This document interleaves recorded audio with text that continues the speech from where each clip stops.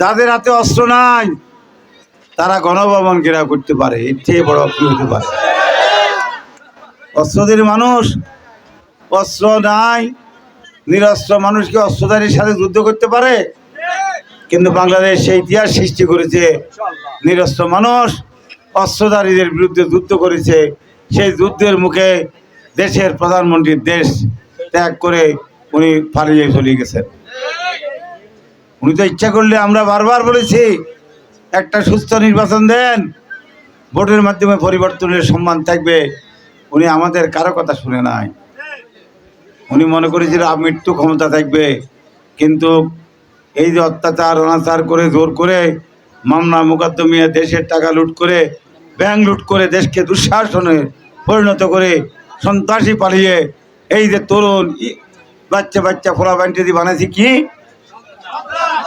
কিশোর gang নাকি, কিন্তু ক্ষমতা তো টিকতে পারে নাই। এটা আমাদের জন্য একটা শিক্ষা। আমাদেরও মনে রাখতে হবে, অহংকার আল্লাহ পছন্দ করেন নাকি। আল্লাহ চায় যাকে যত ক্ষমতা দিবে সে তত বেশি বিনয়ী হোক। আল্লাহ চায় যে যার সম্পত্তি বেশি সে তত বেশি বিনয়ী হোক।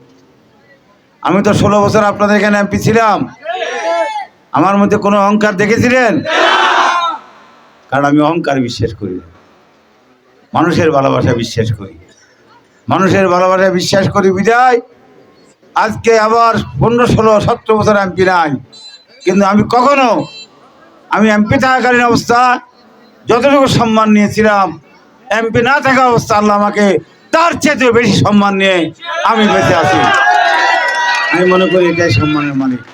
এজন্য আমার ক্ষমতা যাওয়া না যাওয়া এটা আমার কাছে বড় নয়।